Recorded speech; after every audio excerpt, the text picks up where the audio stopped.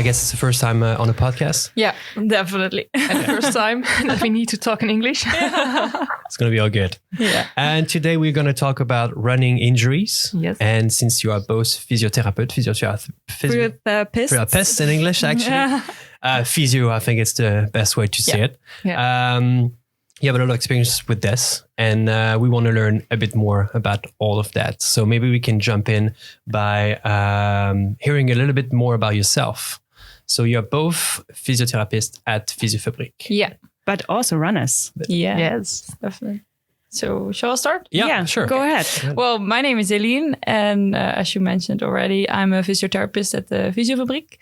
And I'm also a triathlon and running coach and a triathlete and runner myself. And I ran a couple of marathons, of which the New York Marathon. Ooh. Nice. Yeah, it was really awesome.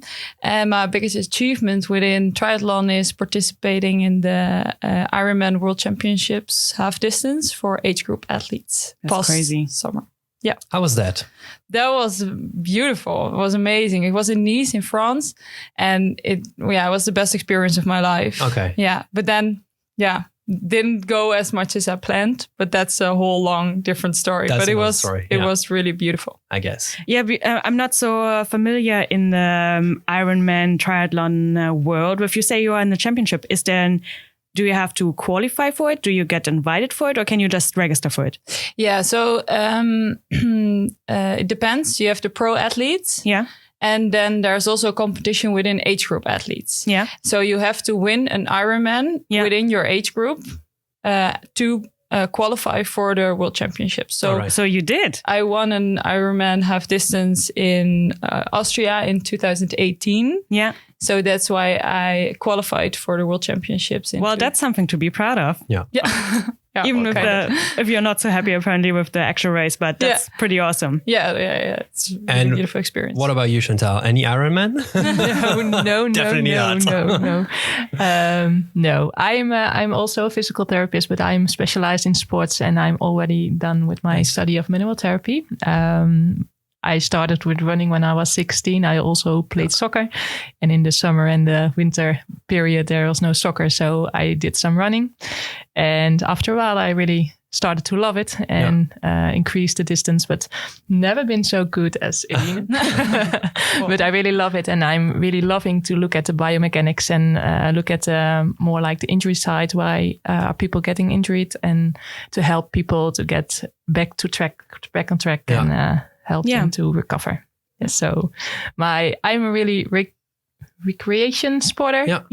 I'm really loving it because it's getting my head clear. Yeah. And I think a lot of people who are running, doing it for to getting their head clear. And it's also for me, a really love thing to do. Yeah. It doesn't have to be championships and everything. No, that's really. I'm sorry, I will never get to that level. Really impressive. But I think now we know that we have a competitive person on this side and a more chill person on this side. Well, I'm chill as well. But more competitive. Okay. Yeah, I was about to say For the because challenge. Chantal is also doing CrossFit, and CrossFitters are also known to be quite competitive. I really love to sport. I did some sport. How do you call it? SEALs. Sport school and things like that. Yeah. I always done some sport, but I'm not so talented as Eline. So a good combination anyway. Yes. We are a good couple. Yeah, nice match. But you said already yourself or many times, like, you're from the Fysiofabriek, and that's the reason that we also invited you, because you have the most experience about injuries. And since you're runners yourself, passionate runners yourself, why not talk about running and injuries with you? Did you ever have any running injuries yourself? Yeah, well, I did. I had it's called fasciitis plantaris. In Dutch, it's called heelspoor. Yeah. And that I had last year. Okay. But that was because I was a little, there wasn't enough balance in work and sports life. Compared to the amount of workload that I can handle myself. So yeah, that's something we will talk about later. What the reasons are there, even injuries happening? Yeah. Because running injuries, some of, like, you had already one of them, but what are the common ones that you see a lot in your Fysiofabriek practice, daily life? Exactly. What do people come with? I think the most things I see is knee pain, calf pain, Achilles pain, calf. Shin. No, yeah, shins. I don't see them a lot. Maybe you? Yeah, I do. Yeah. But I think those three are the most common injuries for me. Yeah. Well, calf and shin are mostly related, though. Yeah. Okay. Yeah. Calf, shin, and shin. Yeah. The front and the back side. Yeah. So everything below the knee. I don't know if you saw the below. Yeah. Yeah. Sometimes also the hip pathology or glute pathology. Yeah. Some pain in the hip area. Hip area. Yeah. Yeah. That's. Yeah. Also. Yeah. I don't know if you saw the video that Kevin made to promote this episode, but we exaggerated it a little bit to go like even as far as eye pain. But it's big toe pain. And I don't know what you always said, but complete ridiculous, of course. Like, this is something I also heard a lot, that knee is really the thing that the runner's knee, actually. Yeah. That's why it's called like English, it. Yeah. But you said already, or like, why do these injuries happen? Yeah, so it's always hard to see why injuries happen, because there are a lot of factors that are part of why things are happening. So it could be the lifestyle factors. For example, how much do you train? How much do you rest? How is your nutrition? How is your sleep? Mm-hmm. But it can also be the amount of stress or biomechanics, of course. Mm-hmm. So it's really hard to say, why did I get this? Mm-hmm. Often you see it within a build-up. So they train too fast or too much or too soon, too fast. Yeah. So the reason why is not always really easy to pinpoint. No, but it's for us. It's also more important. What can we do about it? Yeah, yeah. Because maybe to go a little bit back, runners, like if you are exercising regularly, like you're having a little bit of pain, you are feeling sore. When do I know that I have actually an injury that I should take care of, or that I'm just like a little sore? Is there like kind of like a pain scale that you say usually, like, okay, if it's from 0, not pain, 10, like unbearable? Or is it like if it lasts at least 2 days, or if it comes back? Like, when do I know that I'm a pussy, or that I actually should see someone like you? Yeah. Well, actually, that's really hard to, because I can't feel your pain. So that's always a hard question to answer. But of course, we work with a pain scale as well. But for me, when people come to the practice, I say, how does it feel the morning after? So does the morning after still feel the same kind of pain? Then most of the time it's a sign to come something to us. Is more serious. Yeah, exactly. And I always use the 24 rule, because sometimes people run in the evening, and then maybe in the morning it's a little bit too quick to say.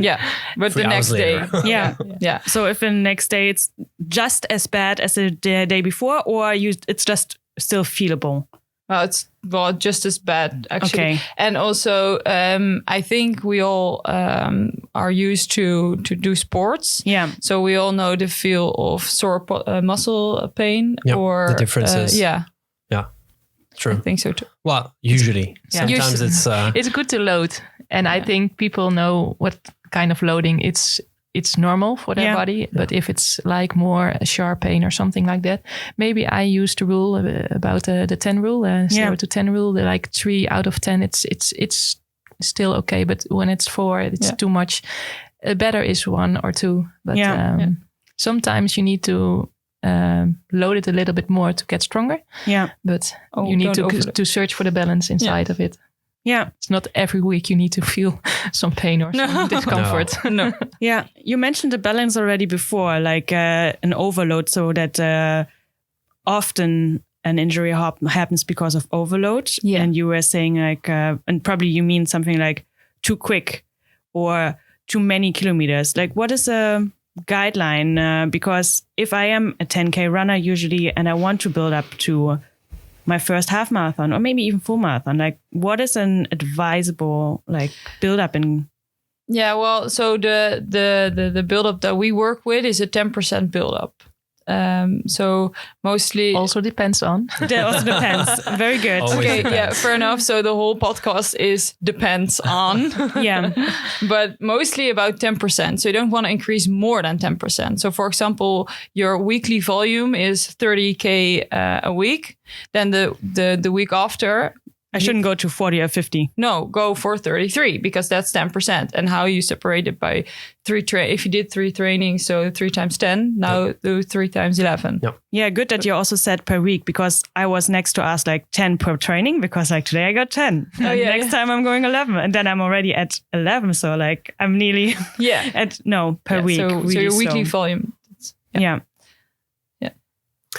About the common injury that you receive at Fysiofabriek, are they're all very serious injuries, the most common one that you have? Or is this something that people can easily get rid of very fast and very quick? Again, it depends. Depends. But Keyword. mostly running injuries, that is something that's fixable. And Chantal and I both do running analysis. Yeah. So we make videos of how people run, and then we really separate frame by frame. What do we see, and what are factors that could Possibly. Yeah. Yeah. That's something that we do, for example. So it's always, mostly the running injury is easy to fix, but depends for how long do you have this injury already. If you have it for years, then it's not that easy to fix. Of course, yeah. Compared to when you only had a little pain in your knee for about 2 weeks, 10 days. Yeah, I think when you have like just stiff muscles or something like that, and you did some hill training and you feel more sore, and it's like 2 weeks already, that are most of the times just easy, quick, because sometimes you can say, okay, just do the half of the normal distance that you do, just some easy run, slow, and go slow, and maybe do some other training like cycling or like strength, or do something else, and then try it again and build it up easy. Sometimes it's that's enough, and people are back in track on 2, 3, 4 weeks sometimes, and that's we love that one, but most of the times it's something more difficult. Yeah. But we always try to let people let people run. Yeah. But the tolerance what they can handle, and not just normally they always run 10K, but they can run 5 without pain. So you can run 5. run 5 without pain. So go running and go still loading your body. Yeah. And I think that's getting more, people get more, how do you call it? Like satisfaction or like motivation? Yeah, motivation, because they are not that scared that they can loading. And I think that's the biggest thing. People need to have like more confidence that they can run. Yeah. And when they just have pain when they run 10, but then don't do 10, just do a little less. Yeah. But good that you said this. This was also a question in my back of my head. If you, of course, it depends what injury you have, but if you are still allowed to run, even if you have an injury, but what you say, like sometimes it's still possible. Yeah, because we don't want to take it all away from you. No. We're not bad guys. Yeah. But so we want to see what's best for you and your injury. Yeah. And as you said before, it's sometimes, so as Chantal said, it's good to load. And you're good at by doing the things that you're getting good at something by doing the things that you have to do. So, for example, we're taking the amount of kilometers for running down. Yeah. So only 50% of it. And maybe sometimes it's not possible to keep on running. Yeah. So it really depends on the injury. Of course. What are the nice cross trainings? If you should be in the possibility that like, no, running is not possible for you anymore.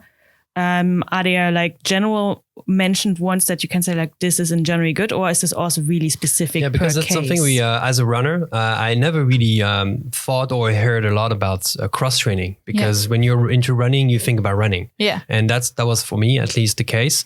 And now that I discover a bit more about the sport and other sports, especially people who do triathlon, and you can see that with the cross training of biking and swimming, you actually gain a lot for each other sports. Yeah. In the fact of you can rest your body in a way that you don't train or use the muscles or the bones in the same way. Yeah. But you still train in the way that your strength is getting better. Yeah. And how is it working with running actually? So you mean a different sport you can do instead of running when you're injured, right? Exactly. Yeah. Yes. Yeah. So I think cycling, because I'm a triathlete, I think cycling is also a great option. Mm-hmm. Always depends on the level of athlete you are. Yeah. But it's a good way to don't load your body that much, and you can still get the cardiovascular improvement by it. So, for example, if you're quite a beginner at running, then it's just great to start cycling. Instead, if you're a more advanced runner, you can, for example, do some more interval training on the bike. So it's getting a little bit more intense, because if we talk about intensity, when you're on a bike in zone 1 or you're running in zone 1, it's quite a different intensity. So it's easier to bike in zone 1 than run. So that does cost more energy, because you don't go for a 5-hour run most of the time, but you do go for a 5-hour bike ride, for example. So when you're more advanced runner and you want to get a different sport because you're injured, you can go cycling, but maybe then do an interval training. So it's a little bit more intense for you. Yeah, when you're a starting runner and you have like pain in your knee, and when you're running like 30 minutes, maybe people can walk. So walk is like the same movement and the same load on the knee, but you need to walk a little bit further. So when people cannot run for 30 minutes, they can walk maybe for 1 hour or 1.5 hours. So the load on the knee is going to be a little bit more progress, because cycling is really nice to make your condition a little bit better, but it's a little bit harder to get a knee loading to train the so the combination, I think, for train a little bit more for conditioning and cardiovascular and load the knee a little bit more. Sometimes walking, just easy walk is also a good one. Yeah, to do cross training, but it's not that nice as running, but it's also a good way to load the knee. Yeah, because I don't know I think it was with you in our pre-talk, we talked about how long it takes muscles to adapt and how long it takes joints, tendons. To adapt. Maybe you can repeat recover that as well. So people who didn't run and they have like the condition to run like 21K, but their body isn't that adapting. We always say like it's taking like 3 to 4 months to adapt with your joints and tendons, and to get that level kind of. So maybe I take always like 3 or 4 months, and it's going to be okay. You can increase your load, distance and your load a little bit more to go faster and go longer. Yeah. So most of the time, 3 months. Yeah. And for recovery, you need to keep into account that it depends on the training that you do. So of course, if you do a long distance run, or you do a zone 1 run, or if you do an interval training, there are different amount of rest period that is needed. But for your muscle, that's really well bleeded structure. So that will recover faster than, for example, your joints. So take another 12 hours or more into account for recovery for your joints, for example. So you don't run like 5 days behind each other. No. I won't advise. Or maybe when you're an experienced runner, then of course you can. Then 5 days is good. Yeah, then it's fine. But that was actually also one of our questions, because like it's not only the load that is important, but also the recovery. So you say muscles are in general quicker than joints. Yeah, but joints need at least 12 hours. Well, not you don't. Depending. Yeah. Okay. Yeah. I'm so sorry. Okay. Yeah, but for example, when you do an easy jog, so you go for an 8K, and it was nothing special, zone 1, just easy jog, clear your mind. That needs about 12 to 24 hours of recovery for your muscles. Yeah. But no, let's say 12. Then for your joints, it's another 12 hours. Okay. Now, if you do an interval training, for example, that's really hard. Quite intense. Or for example, like a trail run. in the mountains. Yeah, that's In Italy, yeah. Then you definitely need more. yeah. Is there a certain like feeling or like Stiffness mostly. if the stiffness is gone, then you're probably good to go. Yeah. Yeah, but if you are a little bit stiff, it's also good to go, but then maybe with a little bit more warm up. Yeah. Because I think muscles are sometimes just responding like 2 or 3 days later. You do also CrossFit, so sometimes you do, it's going to be fine. And 2 days later, you think, oh my God, this stairs is really too hard for me. It's not fine. It's not fine. I'm dying over here. So I think if you normal programs for running is just like start with 2 or 3 times in a week and look at the response of the movement and think about that. And if you are really experienced runner and you can run like 4 or 5 times in a week, it's different types of Talking about warm up. That's something I don't do enough for sure. Like all runners. But I think you need to say what is a warm up. What do you think it's a warm up? Do you ask us? Yeah, because I think that's always like a question. Some people say this is a warming up. Some people say that's a warm up. So I'm. Yeah. Well, you want to go first, Kevin? I can go first. Okay. Thank you. Well, for me, warm up is a general name. So it could be exercises, not moving, staying on the spot, just stretching the muscles, the legs, and just being ready. Or it could be also incorporating some run, but a light run.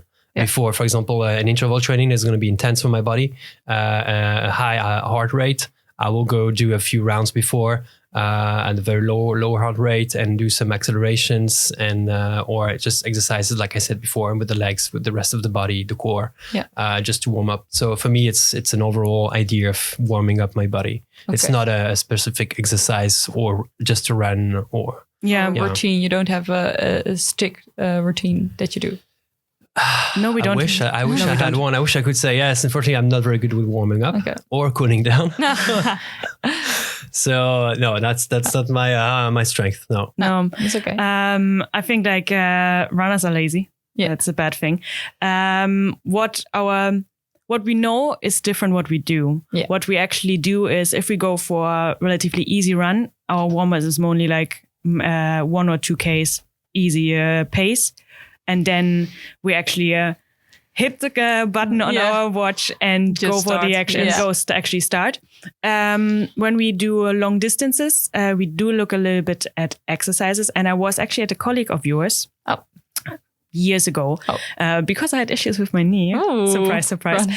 And he was telling me that before exercising, like really stretches are not good, but more stretches in the meaning of moving. Yeah, dynamic ones. Yeah. So these warm, like you go on the knee and like you walk up for like in the plank and then you walk back. Like it's called like a warm or like something inchworm. Exactly. Like he was giving me that, and he was giving me also like the bear walk. So you are like kind of in this triangle and you walk. So I know that, and I'm occasionally doing that. Okay. But exactly what Kevin says. It's mainly walk a little bit more slower for 1-2 Ks and then actually go for it. Oh, yeah. I have a better tendency to actually cool down and stretch afterwards when I feel that I'm stiff. Okay. When it's actually too late. Okay. Basically. Well, is it? What is your opinion? Now that we set your answer. Where are we going to start? Okay, your warm up. I always look at the day, what you had.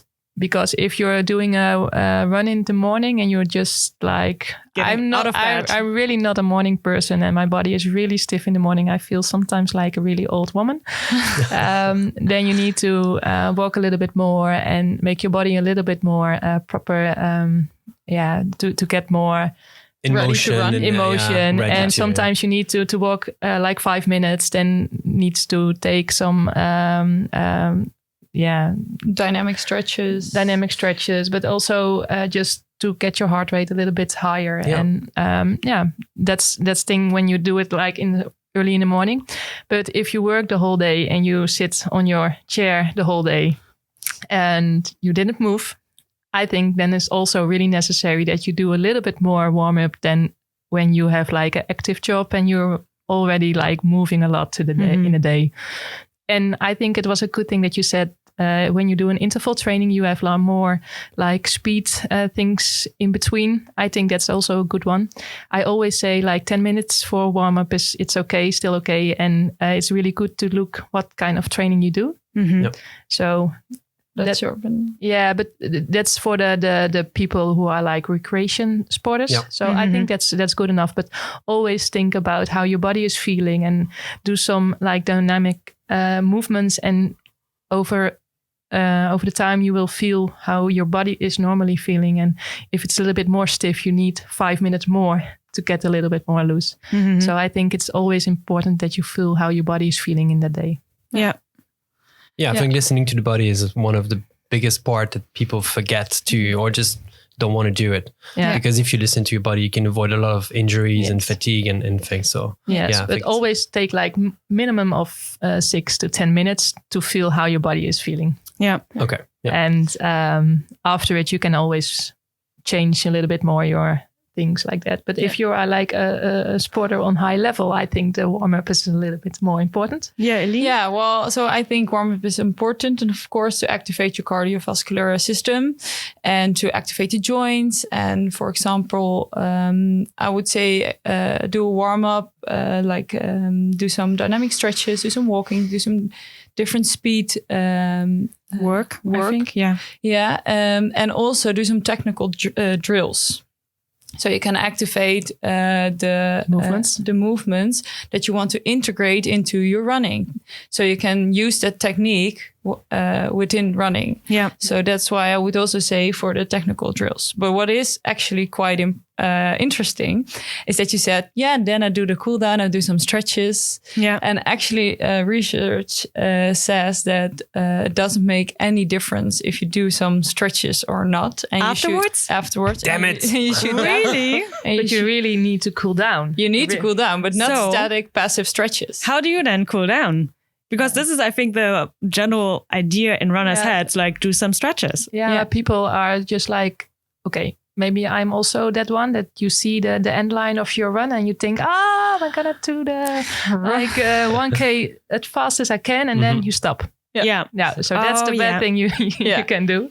Yeah. So you need to cool down. So go is exactly as the warm up. Do some easy jogging, maybe some dynamic stretches, mobility flow, things like that. Those kind of things, but not the passive static stretches. That's also something, for example, when you go to a local soccer matches or field hockey, they even do the static and passive stretches in front of the training as a warm up. And that's actually something you really, really, really, really don't want to do. Yeah. Well, that's like really eye opening for me, because like literally what Kevin says, like most of the time you can see already your street, you think like, we still have something in us. Okay, let's run the other last 800 meters. And we literally go quite fast. But everybody is doing that. But and you stop down. Yeah, but after it, you need to walk a little bit more further and get your heart rate like easy going slowly. Because then your body can just recover already. Because if you don't do it, the recovery is a little bit slower. Okay, interesting. Yeah, and also something what we discussed at our pre-talk, for example, what Chantal mentioned there was that when, for example, you had an intense run, and you had a great workout and you feel great, but then you need to go to work, and then you're gonna sit all day, that's actually not so good for your recovery as well. So also keep into account your cooling down, of course, is important for your recovery. But then the rest of the day, you're still recovering. So make sure you keep on walking and keep the blood flow going. Going. So instead of rolling with the chair to the printer to get the paper, maybe we can walk today. there. I've had my steps for today. I can roll now. To quickly come back on the stretches afterwards, because I do know that stretching is still a good thing, but not as a cool down, but in general. So to get some mobility, some flexibility. Yeah, but that's two different things. Yeah. Yes, exactly. Yeah. Yes. But then when should we do this? Then not right after, but then maybe the next day or during a rest day. Okay, I think we need to say good. What is the difference between flexibility and mobility? Yeah. And what is the difference between dynamic stretching and passive stretching? Because with passive stretching, you have you will hang in your muscles in the end range, and they have no control. Yeah. And your muscles get tensed a lot, and why do you do it? Yeah, you're hanging in your joints and your muscles at the end range. It's not functional. No, so it's functional when you're in gymnastics. Yeah, when you need to go with your legs totally out of this.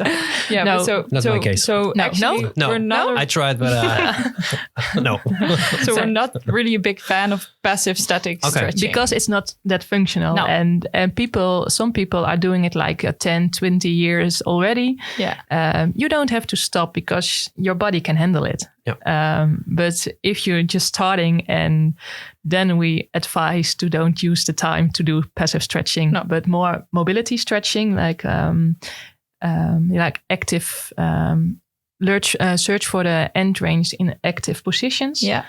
And What was the question? And with that, you have with that you have so many different approaches of the active stretching. For example, you have the relax and hold, so where you're tensing your muscle and then relaxing it to get a little further. That's one of the.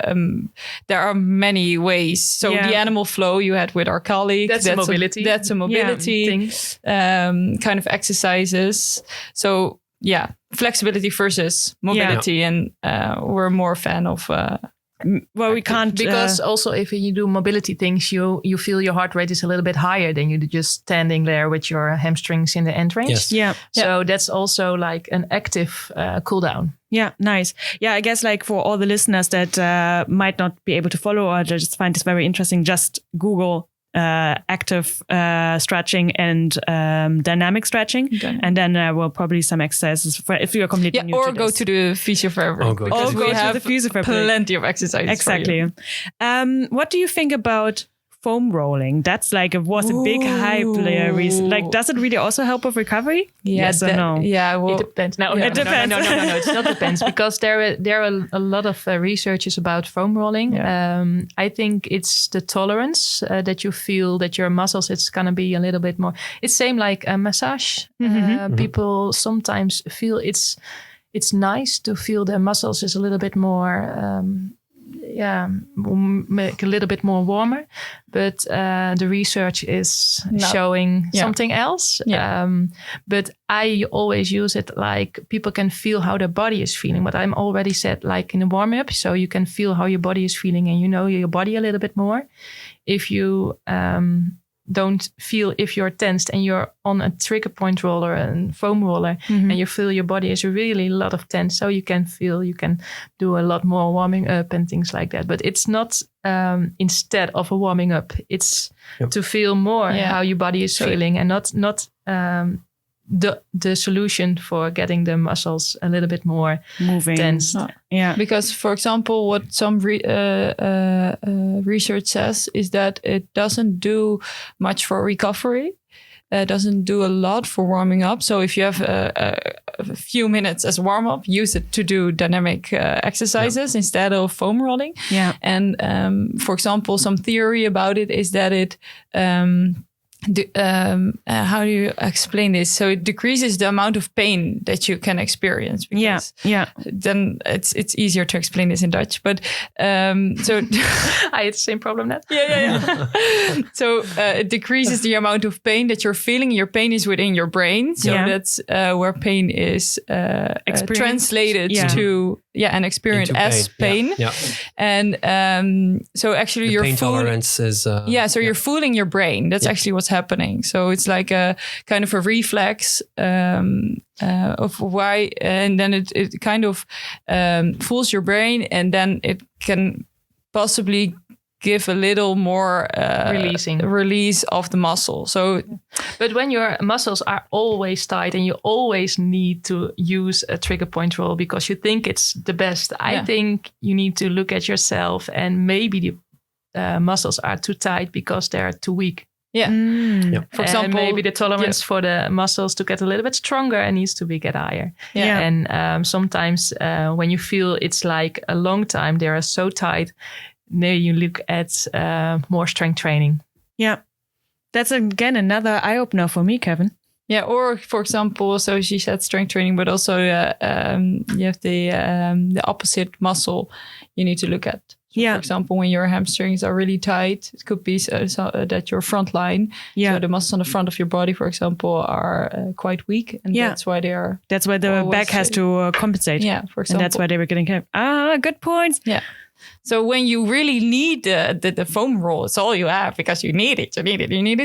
Maybe come to the Fysiofabriek, let them check and see if there's a permanent solution instead of just a quick fix. Yeah, that's a good one, isn't it, Kevin? But it's always it's sometimes a really good start to start with the foam roller to have more tolerance of the pain, but it's not a solution. Yeah. I think that's the best answer. Yeah. And it's so painful. Yeah. So maybe maybe I don't like it. No, I do it because it's for me more of an easy solution after running when I want to kind of stretch a bit, when I feel like I'm a bit stiff. Yeah. And I just take the foam roller and I roll on it, thinking I'm doing the right thing. But there are also a different kind of foam rolling. Some foam rolls are really, really hard, and I really hate those. Yeah. We have both, actually. Okay. Yeah. We never use the hard one. It's Okay. But the interesting part is like if we do it, we always do it afterwards. Either after the static stretches that we did until now, and then foam rolling, or like the day after. But like you mentioned twice that you use it to warm up the muscles and to get a feeling how you feel. So Not like to warm up the muscle, to have it a little bit with the warm up. Oh, I'm sorry. Yeah, but like what I'm like heard out that is more in the warm up. Yeah, because then you feel your body a little bit more, and if you feel it's tense, then you can do it before you do running and not after it. And I always think it's better to do more prevention than quick after. Yeah, and it's fair enough that you think it's for cooling down, because that's the way they market the foam roll. Yeah. True. So that's what you as a consumer think. Okay, they I know say what to it's do good now. for recovery. They say it's an Instagram ad. I need it. Exactly. They told me it's cool down. Well, then I do the cool down. You know, so and when you go into the literature and you find the research, they say, okay, it doesn't do anything for recovery. No. But for all the other things we just mentioned. But that is something you as a consumer and the listeners, they can't know because they market it as recovery. Yeah, but it's I think people who feel it's fine, and also those guns to treat your muscle. Some people really love it, and it's there. And if you love it, it's not that hard that you can use it, but use it on the right way. Don't use it as warm up, yes, or recover, but additionally, and use it above the normal things, the basic things, and this is something extra. And so it's not the solution. It feels like the quick fix, but it's not a solution, I think. No from running anymore. Well, on top of it, implementing more mobility. I want to talk about shoes quickly because we are into injuries and injury prevention, and there's a lot of talk around shoes and a lot of different opinions, and I want to hear yours. So what is it about the fact that we can have or prevent injuries with different shoes? Yeah, okay, I think that's already the wrong start, because but good introduction to this question. Because if I'm also like quickly can interrupt, I literally received this week an email from Strava saying like, because I'm tracking with what shoes I'm running, with which run, and Strava sent me an email saying like, these and these shoes now hit your 800 exactly, and they literally said, but it's advisable to change your shoes between 500 to 800 kilometers to help prevent injury. Where I was like, claim. Interesting. So now you go. We always really think it's really, when people are claiming stuff, it gets like chicken pumps on my goosebumps. I think that's always depending on. if you're a healthy runner, you're like an athlete and you're nothing, have no problems. You have like a good daily life with normal movement, things like that. Then your shoes are every shoe is okay. Yeah. Nowadays, yes, for sure. Yes. Yeah, they're all good. And when you're going a little bit, you want to go faster. Sometimes it will help to have more carbon in your soles. But then you think about it, it's make your body a little bit lazy, I think. And if you do barefoot shoes running and you always run on shoes and then you start with barefoot running, it's a whole kind of different running technique. Yeah. So you need to start up like a start to run schedule. Yeah. So it's really depending on, and if you're injured, it's not a shoe.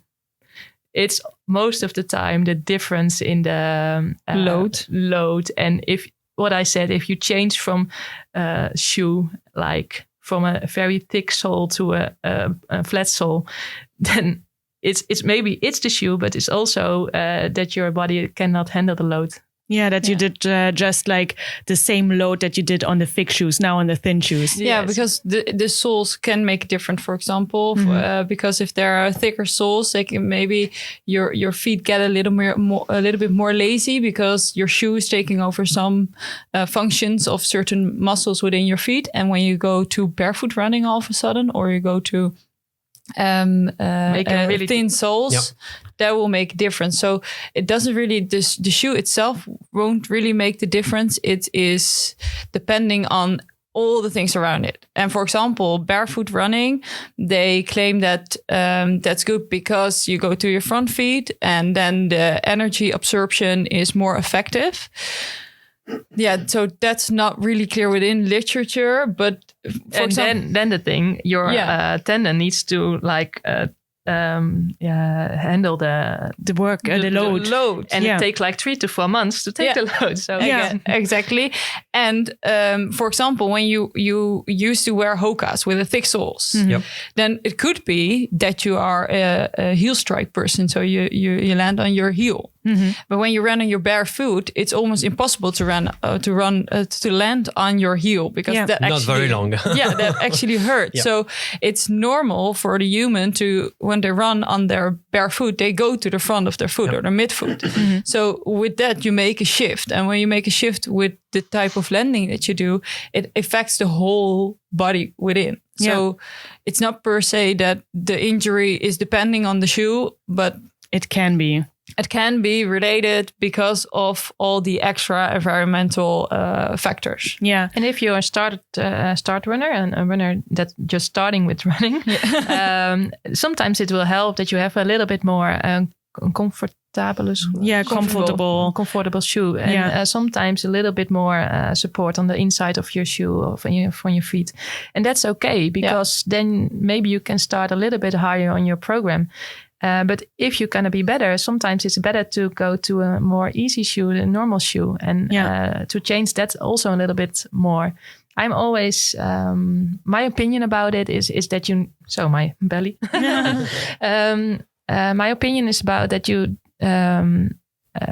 don't let your shoe help you too much. Yeah. And listen to your body, what it can handle. Yeah. And if you want to go faster, and sometimes it will help to have more foam in your sole. Yeah. Yeah. But when you do an interval training, try to change your shoes and take the flat shoe maybe, because then your absorption of your body is also trained. Yeah. I agree. And also, for example, what is interesting within shoes is the weight of the shoe. That is actually something that it's more, so that's not really injury related, but that's more running efficient related. Mm-hmm. Yeah. So for example, when you're going to go do a 5K or a 10K run, then you don't want to wear too heavy shoes that you wear when you do your long distance with a lot of support. There, most of the time, these shoes are also quite heavy. Mm-hmm. So then you prefer to wear the more lighter shoes. But then again, train that, because that is something your whole body needs to adapt to. Yeah. Yeah. What about alternating shoes? Well, that's what G literally just said. Yeah. Right? But the fact of to not only train with the different shoes, but the fact that with related to injury, you have the fact that different shoes have different point of pressure on the foot. And is this really changing a lot with the fact that you change shoes within the injuries? No, or I think a body is always like moving in an environment. Yeah. So if your body is feeling that the landing mechanism is not that efficiency for your body, your landing will be changed by your body by itself. Not because of you think about it, because your body is looking for the most easy way. Yeah. And if you try to change the environment and change the shoe or run inside or on a treadmill or things like that, it will be changing your strike. Yep. And your body is getting use of the environment. And if you change the environment a little bit more, sometimes it will be... how do you call it? Well, when you change the environment, it's every time it's a new kind of you have to adapt. Stimulus. Yeah, stimulus. Yeah, and actually you want to stimulate your body on different ways, because if you train in your comfort zone, you can as well not train. That's actually something I always say, but it's maybe because I'm more with the high athlete, elite kind of athletes. But so you don't want to train within your comfort zone. So I don't know exactly what the literature says about different shoes, because I didn't read that or didn't look that up. But within my experience as a runner and as a coach, I would say it's good to wear different shoes, because every time you have a different stimulus, and you don't want to train within your comfort zone. Nope. So then your muscle and your feet and the whole chain, actually, they need to adapt to that. Yeah, so. That's also the reason why. Well, if you are a recreational runner and you enjoy just going for your weekly, bi-weekly 5K, then go for it. But if you want to actually improve, like put in some interval training. Yeah, if the aim is to reach a goal, for example, run a marathon, half marathon, a really fast 10K, then it's always great to have a program. So you're not training within your comfort zone, because then you don't increase your performance level. Yeah, but also by 5K, I will recommend to do one time in a week or one time in 2 weeks to do an interval training, because if you just only run the 5K on your easy tempo, the running mechanics won't be better. And if you do some interval training, you really run. You actually improve your biomechanics as well. Yeah. And but without training, and your body is like... I agree. But I meant, for example, when you're training for a goal, or when you're doing it just to clear your mind, because there's a different. When you just want to run, you don't want to get better, you just don't want to get faster, you don't want to go further, just want to run, so to clear your mind, then it's a different story. Yeah. I think we talked quite a lot about how to prevent future injuries, because right build-up, you said. Yeah, let's go about the build-up. I think that's quite important with the to mention, because for injury there are, of course, different factors that can cause injuries. Yeah, we already mentioned a little the biomechanics, but a really big important factor, actually, and that's also what it all says in the literature, is the workload that you're giving on your body versus the workload that you can handle with your body. And you want to keep that within balance. Yeah. And when that is out of balance, then there's a great possibility you get injured. But the balance, you don't only need to think about the training that you do, but you also need to think about, what kind of job do I have? Do I have to stand all day? Do I have to deliver the mail, so I walk all day? Or do I sit at the office? Yeah. Do I have a really stressful job for your mind? Or life? Yeah. Do you have children at home? How many hours a day do you sleep? How well is your nutrition? All those factors, they influence the amount of workload that you can handle.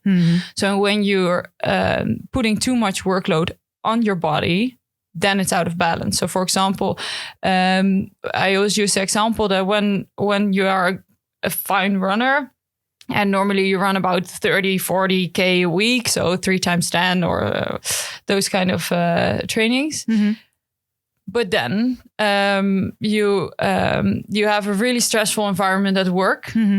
and you have to get the deadline. So your sleep you don't get the amount of sleep that you normally do. So your recovery time is less. You produce a lot more cortisol, so the stress hormone, that influence the amount of recovery that you have. And all of a sudden you only run 25, 30K while you normally used to do 40, but you get injured. And then they come and they say, how is that possible? Because I run less, but now all of a sudden my knee hurts. And then you need to find the balance within workload. Yeah. So I think that's something we don't hear enough in sports, but especially in running, in my experience as well, is that you focus more on running and running only, and you don't think about everything that is around, which is sleep, nutrition, stress, and all those factors that are influencing a lot the running. So running is actually only, I don't know what percentage we can give, but it's only a part of your training. And it's a pinky, and then everything around is going to have a huge influence on your performances. And definitely. So sometimes you get better by skipping the training and just go to sleep. That will affect more your performance than actually putting this other training in. Getting yourself together to go to the training, but you're tired as... you can say it. then it's better just to cancel the training, listen to your body, and go to sleep. Always look to the bigger context. Definitely. And actually, there's one thing I said at the pre-talk that we had, which I want to mention now again, about the cortisol. I don't know if you want to know. So actually, that I think is quite interesting, is that when you do have a lot of stress, you produce cortisol. So that's the stress hormone. But your body can't make a difference between mental stress and physical stress. So when you're exercising, you're producing cortisol as well. So for example, this is mostly within the CrossFit and triathlon world, when there are quite ambitious people and they work about 50, 60 hours a week, and they still manage to even go to the CrossFit box or go to the triathlon training, and also have a family at home. Those people, they're always going. But for example, when you wake up early at 6 to be there at the training at 7, and then you can go straight to your work, and then you have a stressful work day, and then you come home, you have to take care of your children. Sometimes it's better to skip that 7 a.m. training, because for your body, cortisol is the same. So you produce cortisol all day because you have quite a lot of stress, but the exercise that you were doing also produces stress, also produces cortisol. So instead of waking up at 7 and then have your whole day, you wake up 1 hour earlier. Later. You wake up 1 hour earlier, you go to the gym, so you're producing double the amount of cortisol before you're even starting your day. I think we did not mention why is cortisol not so good to have in your body. Yeah, we did. Okay, yeah. So cortisol is the stress hormone. Yeah. So that influences the amount of recovery that you have, for example. And of course, it does a lot of other things. But it makes sure that your body is some sort of in a fight or flight mode. Yeah. So that's not the mode you want for your body to be a better performer. Yeah. Yeah. I think that's a very good point, especially mentioning this to CrossFit and triathlete people, because we do have a tendency to push ourselves, and then the workout is our free time recovery, right? Not recovery in the muscle sense, of course, because we do it to get better, but it is to clear our head and relax. And then it's quite stressful workout. So it's good that you mentioned that. So actually for your body, it's not relaxing. No. And so actually for your overall performance, the training won't help you, won't make you a better athlete. It will either actually, really won't help you become a better athlete. So that's why we say that rest is also very important in training in general. Yeah, definitely. Active rest. Active rest. Yeah. Like just do some easy walk. Without your phone. So no Netflix and chips and ice cream and sometimes that's okay. That's also good for the mind. You need that. I think it's time. We also always have ask our audience before we record an episode if they have any questions. That's the question of our audience. And to mention to our listeners or viewers, if you have a question for any future guests that we have, we always post the option to ask a question on our Instagram channel or via SpeakPipe. Yes, you can go on speakpipe.com/whatthecrewpodcast and leave a voice message for us to play in the podcast directly. And I guess it's time to jump in the questions. Yeah.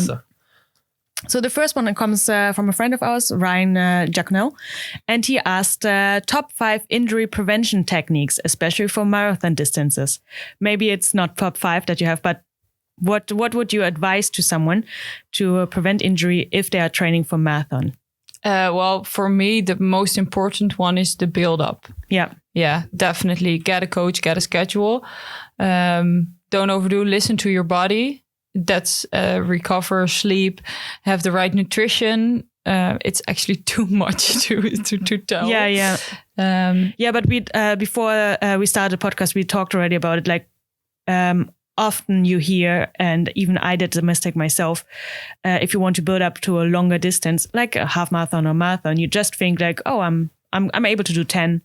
Next week, let me do 11. Then I'm doing 12. And at one point, I will be at 21 or 42. But this is actually not the right build-up. Like if you really want to have a professional. Yeah, when you do a marathon, some people think they need to do the long distance a week before their marathon. But there are also like tapering time. Tapering time is like the time that you don't do a lot of distance and just only do the running. And I think, especially with marathons or triathletes, are like building up in a amount of time, and they need to take a lot of time. And a lot of time, I mentioned like 4 or 5 months to get to the high level what you want to do, because sometimes 4 weeks before your marathon, you want to be on your top distance and top performance, and then you need to recover from that to be able to be the strong marathon. Let the super compensation do the work for you. So sometimes people think they need to do it like they come 6 weeks before the marathon and they say and next week and the week later and that week I need to do the long distance, and I think you're really too late. So take your time. I think that's the one I will set in my top 5. Take the time to get to the marathon. And have a professional build up. Yeah, definitely. See a coach. and change a little bit in your training. So don't do only the running, also the techniques, also more interval training, mobility things. Training. There are a lot of things that come to mind. But the thing is also like it depends per runner. So like that's why actually maybe seeing a professional sometimes is the best. If you do a marathon in 4 hours, it's a whole different thing than you do a marathon in 2.5, 3 hours. That is also very true. Yeah. Well, next question. Next question is, what are the best accessory exercises for CrossFitters that also want to run long distances? And that comes from Team Keekstra. Tim. CrossFitters. I think the combination for CrossFitters and running is a really good one, because you do the strength training. What I sometimes miss in CrossFitters is the unilateral movement, so that you train more one side of the body and train a little bit more the triple extensions and triple flexion movements. But I think the combination from to do strength training and long distance running is a good thing, and more unilateral movements and the triple extension. Do I really agree with? So you make the hips a little bit more stronger. And triple extension means the 3 joints: ankle, knee, hip. You see with the cleans and the jerks and Olympic weightlifting movements. So Tim, look up triple extension and bilateral, unilateral. So unilateral. like the high step up. I think things like that. So yeah. And the last question we received from Raphael Arcolot. I'm sorry if I pronounced it incorrectly. How often should we change running shoes to avoid injury? Well, something we touched already on a little bit earlier. It's not the shoes are not the point that make us injured. But still, of course, you have your feeling, your own decision making and feelings with shoes. So when you think they need to be changed, go change them. Yeah. But don't do it because Strava says you need to change it, because there's no evidence for that from literature. Do it because you want to change it. So if you want to change it at 400K, okay. If the shoes are still fine for you at 800K, keep them. Yeah. So... And maybe change a little bit if you want to have more shoes, change the kind of shoes. Yeah. So that you have interval training on a more flat shoe, maybe. So your body is kind of light. Yeah, and training the different parts that we mentioned earlier. Yeah. And we also have questions ourselves. Indeed. So our questions are, if you can give one single piece of advice from what we talked today to our listeners and watchers, what would it be? One piece of advice. Okay, well, for me, the advice is anything is still the build up. And if you're training for a goal event, we all hope soon will happen again. Yeah. Get a proper build up. And if you have any doubts about that build up, go see a coach, go to the Fysiofabriek. We are here. We're happy to help you with all this kind of prevention kind of cases as well. So you don't have to come only when you have an injury. If you have a really pranging question about improving your fitness, we are a sport practice. So we are really happy to help you with your prevention as well. Don't come when it's too late. You can also come earlier. Yeah, definitely. Yeah, so that would be my advice. And if you have to give one, Chantal? I agreed with Eline, so I will make it a little bit more fun. No, I always say that sports needs to be a nice thing to do. So always be happy to do running. And sometimes it's a little bit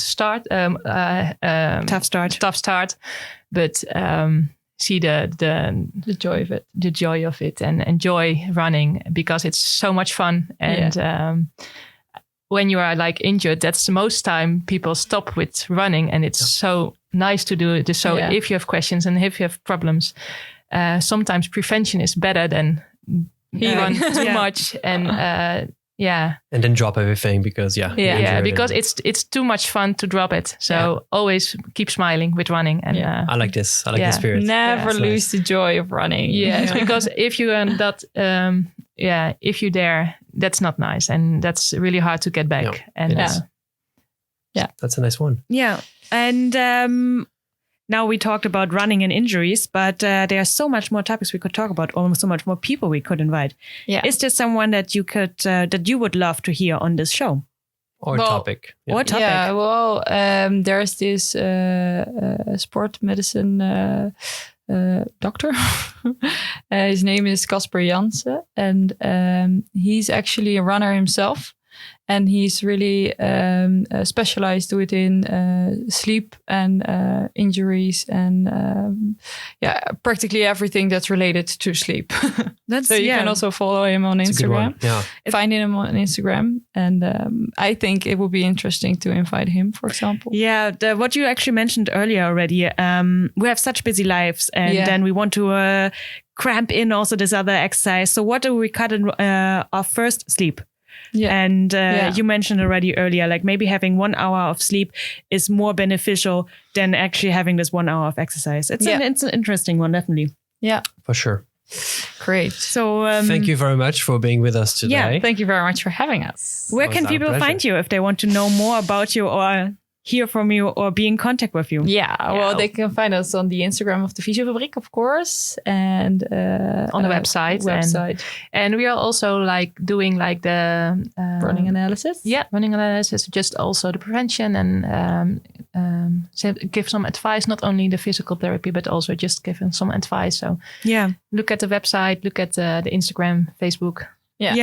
Go check it out. Yeah, it's like maybe interesting for our viewers and listeners. There's fysiofabriek.nl/beta hardlopen, so better running. Yeah. And so the Fysiofabriek has an entire section that only concentrates on analyzing your running and giving you tips of how to improve more the prevention. And exactly. I think that's a really important part, that you don't come with us when you have problems, but also come when you want to be a better performer. Yeah. And want to be a faster runner. Better be safe than sorry. Yes, and I think the health things is a little bit changing, and people are more taking care of themselves. So that's a part we want to help people. Yeah, to stimulate. Yeah.